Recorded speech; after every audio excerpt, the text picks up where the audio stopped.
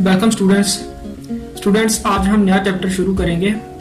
Fifth chapter lines and angles. इससे पहले हमने 4 चैप्टर्स कर लिए हैं। तो ये चैप्टर करने के लिए सबसे पहले आपको पता होना चाहिए कि पैरेलल लाइन्स क्या होती हैं। Parallel lines are those which remain at equal distance at all the points. Parallel lines हमेशा सेम डिस्टेंस पर रहती हैं, जैसे L और M ये पैरेलल लाइन्स हैं। इनको हम जितना मर्जी आगे बढ़ाएं, इनका डिस्टेंस इतना ही रहेगा, ना कम होता है ना ज्यादा। ये ना पास आती हैं ना दूर जाती हैं। और दूसरी तरफ अनपैरेलल लाइंस वो होती हैं जिनका डिस्टेंस सेम नहीं रहता, जैसे ये L और M। यहाँ इनका डिस्टेंस ज्यादा है और यहाँ ये जैसे जैसे आगे जा रही हैं डिस्टेंस कम हो रहा है। अगर और इनको हम आगे बढ़ाएं, एक स्टेज ऐसी आएगी कि ये आपस में मिल जाएंगी। तो ऐसी लाइंस अनपैरेलल होती हैं। दूसरा ट्रांसवर्सल क्या होता है? Transversal is a line which intersects 2 or more given lines at distinct points. Transversal भी एक लाइन होती है जो 2 या 2 से ज्यादा लाइंस को अलग अलग पॉइंट्स पर इंटरसेक्ट करता है। जैसे ये L ये M लाइन है और ये जो लाइन है ये L और M को कट कर रहा है, L को इधर और M को इधर। तो ये 2 लाइंस को एट डिस्टिंक्ट पॉइंट इंटरसेक्ट कर रहा है, इसलिए ये ट्रांसवर्सल है। और यहाँ ये ट्रांसवर्सल है। यहाँ अनपैरेलल लाइंस को ये इंटरसेक्ट कर रहा है, यहाँ पैरेलल लाइंस को। तो तीसरा जो कंसेप्ट है वो है angles found by 2 parallel lines and a transversal. 2 parallel lines हों, ये L और M, और एक ट्रांसवर्सल हो, तब 5 किस्म के एंगल बनते हैं। उनकी प्रॉपर्टीज हमने देखनी है और उनके नाम देखने हैं कि कौन कौन से एंगल्स बनते हैं। L और M पैरेलल लाइंस। तो प्रॉपर्टीज जहां जो एंगल्स की हम स्टडी करेंगे वो तभी होल्ड करती हैं जब ये लाइंस पैरेलल हो। पहली कंडीशन है कि लाइंस L और M पैरेलल होनी चाहिए, फिर प्रॉपर्टीज होल्ड करेंगी। जैसे पहली टाइप है अल्टरनेट एंगल्स।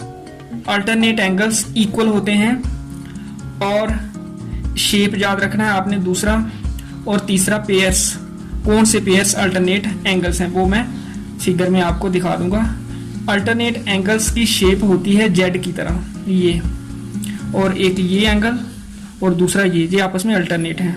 अल्टरनेट एंगल्स 2 किस्म के होते हैं। फर्स्ट टाइप है इंटीरियर अल्टरनेट एंगल्स और दूसरी है एक्सटीरियर अल्टरनेट एंगल्स। चाहे इंटीरियर अल्टरनेट एंगल्स हों चाहे एक्सटीरियर अल्टरनेट एंगल्स हों, होते ये इक्वल है। शेप इनकी जेड की तरह ही होगी और जो इंटीरियर है वो जो पैरेलल लाइंस हैं उनके अंदर होंगे और एक्सटीरियर पैरेलल लाइंस के बाहर। इंटीरियर मींस अंदर, एक्सटीरियर मींस बाहर। तो 3 and 5, 4 and 6 ये हैं इंटीरियर अल्टरनेट एंगल्स। 3 and 5 ये जो पेयर है 4 and 6। 3 and 5 ये देखो L और M के बीच में है, 4 और 6 भी।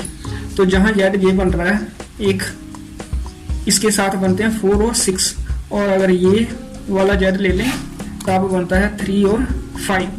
तो 3 और 5 ये है pair of interior alternate angles, और 4 and 6 भी। तो जेड की शेप बन रही है, तो ये इक्वल होते हैं। जितना 4 का मेजर होगा उतना ही 6 का, जितने डिग्री एंगल 3 होगा उतने डिग्री ही एंगल 5 होगा। तो यहाँ 2 पेयर बन जाते हैं इंटीरियर अल्टरनेट एंगल्स के और 2 बन जाते हैं एक्सटीरियर अल्टरनेट एंगल्स के। ये वाला जेड जब हम ले लेंगे तो एक्सटीरियर एक बन जाएगा 2 और 8 ये पेयर, और दूसरा बन जाएगा 1 and 7। 1 and 7 इक्वल होगा 2 and 8। ये भी अल्टरनेट एंगल्स हैं लेकिन ये पैरेलल लाइंस के बाहर है, तो इसलिए इनको एक्सटीरियर बोलते हैं। तो जेड यहाँ जब जे आएगा तो 1 and 7 बनेगा, और जब हम ये वाला जेड कंसीडर करेंगे तो 2 and 8। 1 and 7, 2 and 8 ये हैं एक्सटीरियर अल्टरनेट एंगल्स। तो अल्टरनेट एंगल्स के टोटल पेयर 4 हो गए। ये पहला पेयर, ये दूसरा, ये तीसरा, ये चौथा। 2 इंटीरियर अल्टरनेट एंगल्स हैं और 2 पेयर एक्सटीरियर अल्टरनेट एंगल्स के।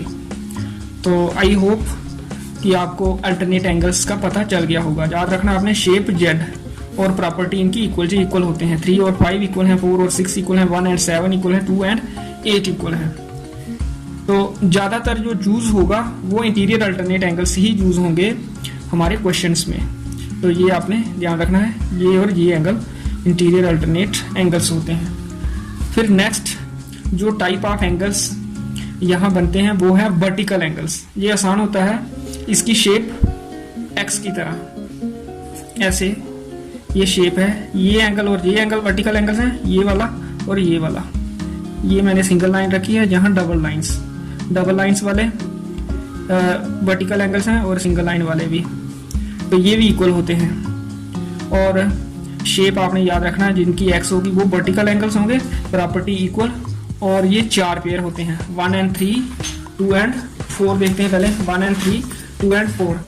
तो ये देखो, ये बन गया x 1 और 3 वर्टिकल अपोजिट एंगल, 2 और 4।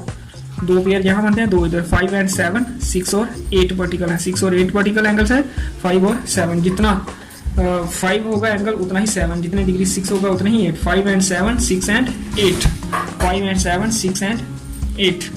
तो इस तरह से ये वाला और ये वाला एंगल बराबर होते हैं, ये वर्टिकल एंगल्स हैं। और जो मैंने यहाँ मार्क नहीं किया हुआ है, ये वाला और ये वाला, ये भी वर्टिकल एंगल्स हैं। उसके बाद तीसरी टाइप है कॉरस्पॉन्डिंग एंगल्स।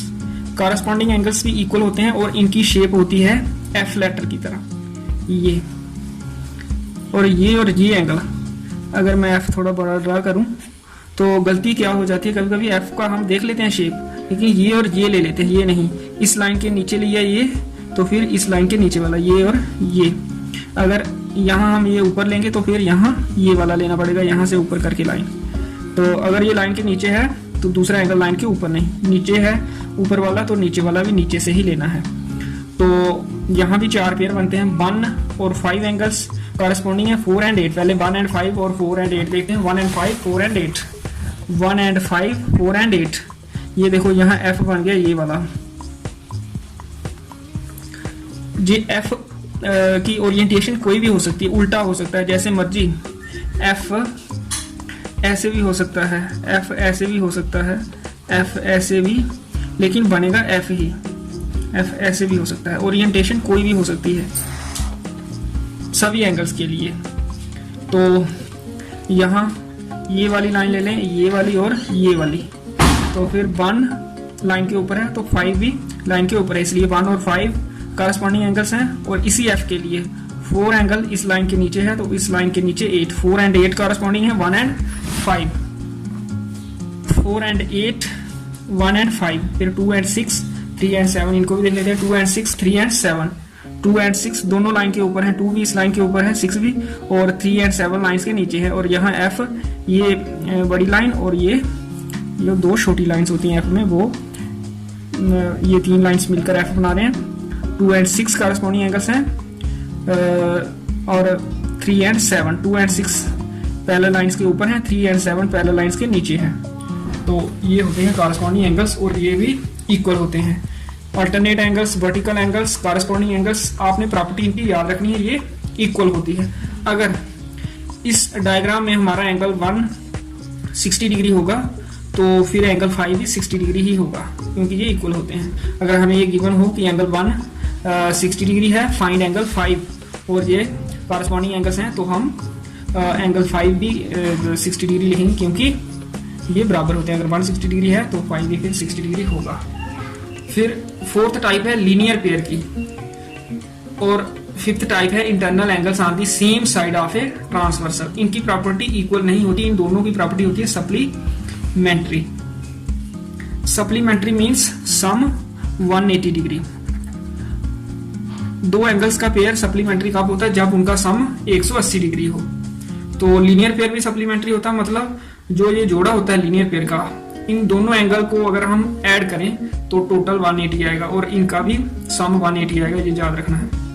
और लीनियर पेयर की शेप बनती है टी, और हमारी जो डायग्राम ये हमने ड्रा की हुई है, जहां 8 पेयर बनेंगे टी, और ये शेप होती है, एक ये एंगल और दूसरा ये, तो ये लीनियर पेयर तो टी यहाँ जरूरी नहीं है बिल्कुल ये ऐसे है, ये ऐसे भी हो सकता है, लाइन टेढ़ी भी हो सकती है, तब भी ये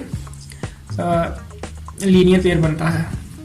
और इन दो एंगल्स का सम 180 होता है, क्योंकि एक स्ट्रेट लाइन बन रही है, तो स्ट्रेट लाइन आपको पता है 180 डिग्री एंगल बनाती है। तो इसलिए जब इस तरह से एंगल बने टी की शेप में, तो इनको बोलते हैं लीनियर पेयर, और इनका सम होता है 180 डिग्री। जैसे 1 और 2, एक ये लाइन, एक ये और एक ये मिलकर बना रहे हैं टी 1 और 2। टोटल एंगल यहाँ से शुरू होकर जहाँ तक ये पता है आपको 180। इसी तरह से 3 और 4 दूसरा जोड़ा, तो ये ले लें एक लाइन, ये ले लें 1 और 4 भी टी बना रहे हैं, 2 और 3 भी ये लाइन और ये, तो यहाँ बन जाते हैं 4 pair linear, 1 and 2, 3 and 4, 2 and 3, 1 and 4। तो ये 1 and 3, 1 and 4, 2 and 3, 3 and 4, और 4 पेयर बन जाते हैं नीचे, 5 and 6, 7 and 8, फिर 6 and 7, 5 and 8, 5 and 6, 7 and 8, 6 and 7, 5 and 8। तो ये हो गया लीनियर पेयर का। और लास्ट टाइप है internal angles on the same side of a transversal.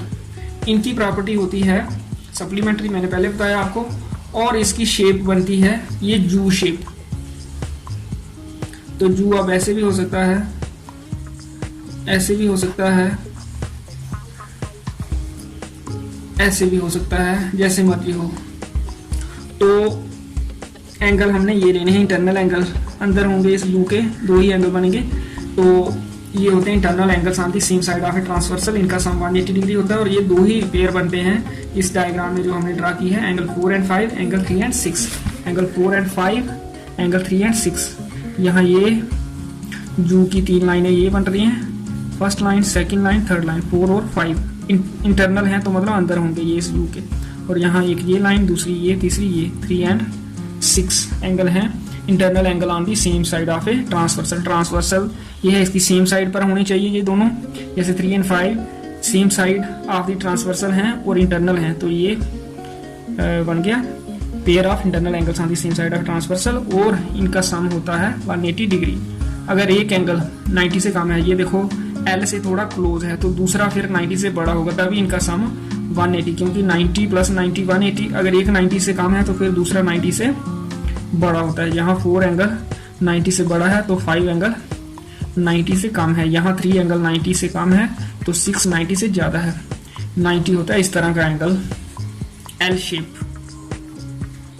तो ये आपने अच्छे से होमवर्क करना है, ये बेसिक कंसेप्ट हैं। अगर आपके ये कंसेप्ट 5 टाइप्स के एंगल, इनकी प्रॉपर्टीज, इनकी शेप्स अच्छे से आपने अपने मन में बिठा लिया, तो फिर ये चैप्टर आप कर पाओगे, अदरवाइज आपको क्वेश्चंस समझ नहीं आएंगे। इसलिए इसको अच्छे से पढ़ना, अच्छे से समझना और याद कर लेना, ठीक से समझ लेना। आज के लिए इतना ही, ओके।